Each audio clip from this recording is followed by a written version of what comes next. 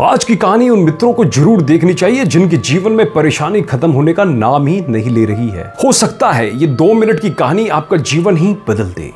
एक व्यक्ति काफी दिनों से चिंतित चल रहा था, जिसके कारण वह काफी चिड़चिड़ा तथा तनाव में रहने लगा था। पैसों की कमी की वजह से वो बहुत परेशान था। पूरे परिवार की जिम्मेदारी उसी के ऊपर थी।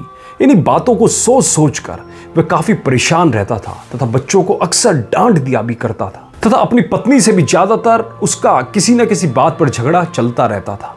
एक दिन उसका बेटा उसके पास आया और बोला, पिताजी मेरा स्कूल का होमवर्क करवा दो। वे व्यक्ति पहले से ही तनाव में था तो उसने बेटे को डांट कर भगा दिया। लेकिन जब थोड़ी देर बाद उसका गुस्सा शांत हुआ तो वह बेटे के पास गया तो देखा कि बेटा सोया हुआ है और उसके हाथ में उसके होमवर्क की कॉपी है। उसने कॉपी लेकर देखी और जैसे ही उसने कॉपी नीचे रखनी चाहिए उसकी नजर होमवर्क के टाइटल पर पड़ी।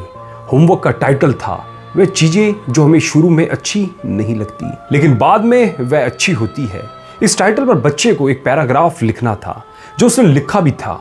उत्सुकतावश उसने बच्चे का लिखा पढ़ना शुरू किया। बच्चे ने लिखा था, मैं अपने फाइनल एग्जाम को बहुत धन्यवाद देता हूं क्योंकि शुरू में तो ये बिल्कुल अच्छे नहीं लगते लेकिन इनके बाद स्कूल की छुट्टियां पड़ जाती है। मैं खराब स्वाद वाली कड़वी दवाइयों को बहुत धन्यवाद देता हूं क्योंकि शुरू में तो ये कड़वी लगती है लेकिन ये मुझे बीमारियों से ठीक करती है। मैं सुबह सुबह जागने वाली उस अलार्म घड़ी को भी बहुत धन्यवाद देता हूं जो मुझे हर सुबह बताती है कि मैं जीवित हूं।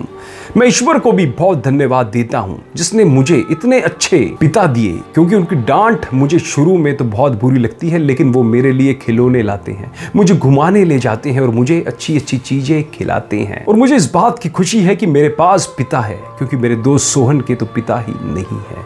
बच्चे का होमवर्क पढ़ने के बाद वह व्यक्ति जैसे अचानक नींद से जाग गया हो। उसकी सोच बदल सी गई थी। बच्चे की लिखी बातें उसके दिमाग में बार बार घूम रही थी। खासकर वह लास्ट वाली लाइन ने उसकी तो नींद ही उड़ा दी थी। फिर वह व्यक्ति थोड़ा शांत होकर बैठा और उसने अपनी परेशानियों के बारे में सोचना शुरू किया। मुझे घर के सारे खर्चे उठाने पड़ते हैं। इसका मतलब है कि मेरे पास घर है और ईश्वर की कृपा से मैं उन लोगों से बेहतर स्थिति में हूं जिनके पास घर नहीं है। मुझे पूरे परिवार की जिम्मेदारी उठानी पड़ती है। इसका मतलब है कि मेरा परिवार है, बीवी है, बच्चे हैं और ईश्वर की कृपा से मैं उन लोगों से ज्यादा खुशनसीब हूं जिनके पास परिवार नहीं है और वो दुनिया में बिल्कुल अकेले हैं। मैं बहुत ज्यादा इनकम टैक्स भरता हूं। इसका मतलब है कि मेरे पास अच्छी नौकरी, व्यापार है और मैं उन लोगों से बेहतर हूं जो बेरोजगार है या पैसों की वजह से बहुत सी चीजों और सुविधाओं से वंचित रहते हैं। हे मेरे भगवान, तेरा बहुत बहुत बहुत शुक्रिया। मुझे माफ करना, मैं तेरी कृपा को पहचान नहीं पाया। इसके बाद उसकी सोच एकदम से बदल गई।